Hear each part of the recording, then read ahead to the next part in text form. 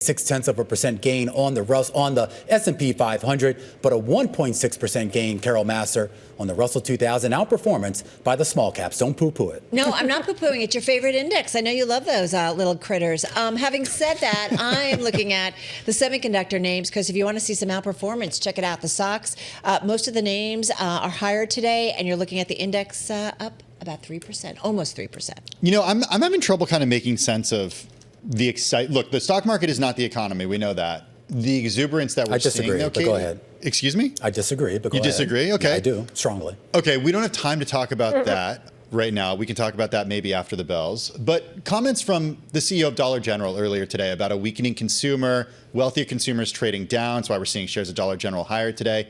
How are we making sense of the sort of conflicting signals that we're getting about the health of the consumer and the U.S. economy? It's interesting, right? I mean, we've had this conversation with Anthony Chukumba earlier that if you were looking for reasons to get worried about the economy, the fact that you do have the CEO saying that higher income consumers are coming to Dollar General, you could build a case to get a little bit bearish about the state of where we stand right now, Romaine. All right. Well, I'm going to focus on one of the positives. That is the outperformance that we're seeing in the small caps. And that is because of some of those names like those dollar stores. Signet Jewelers up about 13%, leading the charge in the Russell 2000. Fluor, Bloom Energy, Garden, and Credo also in the mix as well. So you're getting a bit of a broadening, at least for one day. And of course, you know, as a hat tip to Carol Massar, we've been here before and we know this can reverse in a big way over time. Before we get to the closing bells, just a quick note here. Crossing the wire right now, a big headline on Wells Fargo.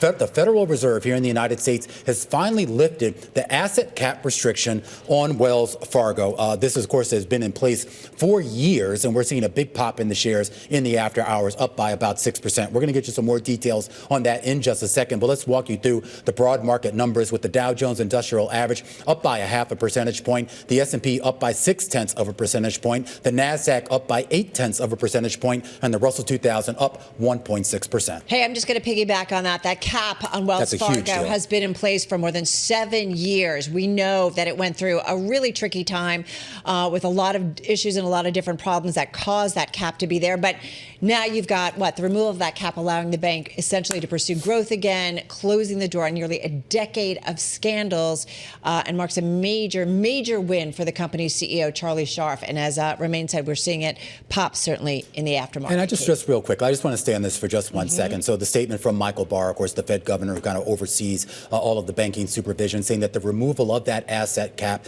does represent, quote, successful remediation to the required standard based on focused management leadership, strong board oversight, and strict supervision, holding the firm accountable. Of course, we've talked a lot with the CFO on this program. Every earnings season, we ask about this asset cap. This has been a huge constraint on the company's ability to grow. And of course, that means a constraint on the shares. That constraint, at least for right now, has been lifted. Yeah, and you can see it with investors, right? Moving into it in a big way in the aftermarket.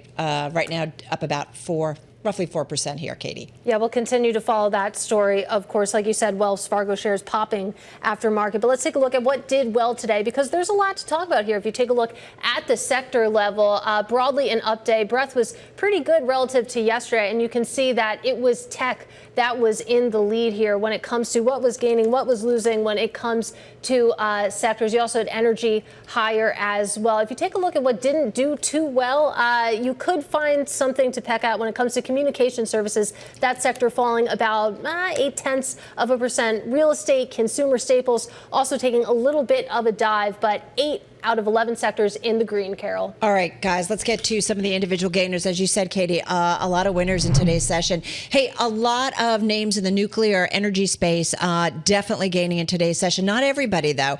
If you take a look at Constellation Energy, we did see initially a pop, but it lost a lot of that, and I think all of it by the end of the close. Vistra, though, did hold on to most of its gain, up about 5%. That's a $59 billion power generation company that's up about 30% year to date. But again, the big reason we've been talking about this sector today has to do with Constellation Energy agreeing to sell a bunch of power from one of its operating nuclear power plants in Illinois to Meta Platforms. So again, we're thinking about AI demand, we're thinking about how we power it, and nuclear tends to increasingly be the way forward. I mentioned semiconductors. I think all 30 names in the stocks were up today, and that includes Broadcom, up about 2.9% here at the close. The company began shipping a new version of its data center center switch chips that can boost the efficiency of AI accelerators, aiming to take a bigger role in the booming market for AI computing. So, yeah, all eyes on Broadcom. Keep in mind that it does report after market close. That happens on June 5th, so a little bit later this week. Dollar General, I think this is the number one gainer. Yep. In the S&P 500, finishing the day up more than 16%, its highest intraday ever as well. I should point out, we talked about this earlier, the company reported first quarter profit and sales that topped expectations, and management also boosted its comparable sales forecast for the full year, as well as the low end of its EPS target. And Tim, of course, gave some more color into Dollar General about kind of richer consumers, wealthier consumers, maybe trading down in this environment. So we wonder what that all means. Have you ever been in a Dollar General, Carol? I've been in some kind of dollar store So, at some point. all right. What are you saying? Nothing. Have you ever been in? Of course not. You know I'm a snob. I know. Wow. No, I can shop just about everywhere. I'm gonna move on. I'm gonna move you guys on. How's that? I want to start with Kenvue. It was the worst performer in the S&P 500 on a percentage basis, down 6.2% today, falling the most intraday in more than a year. It comes after the company's CEO warned that seasonal demand is behind last year and behind Kenvue's own expectations. Here's what he said, quote, "It's not a great year so far for allergy, and the sun category is more or less the same."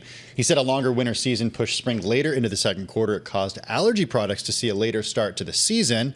He also said we definitely see that the consumer continues to be under pressure regardless of the geography for slightly different reasons. Got to interrupt you, Tim. Sorry. Hewlett Packard Enterprise is reporting earnings right now for their fiscal second quarter. The company says revenue coming in at about $7.63 billion. The street was looking for $7.46. So that is a beat on the top line. On the bottom line, adjusted EPS at 38 cents a share. The street was looking for 33 cents. That's also a beat. Here's your guidance. I'm going to start with the quarter. For the quarter, the third quarter, which is the quarter we're in right now, $8.2 to $8.5 billion is the range they're giving. The low end of that range is above the average of street estimates. On the bottom line for the quarter, 40 cents to 45 cents. The street on average was looking for 42 cents. And the company says that for the full year, it still sees free cash flow of about $1 billion.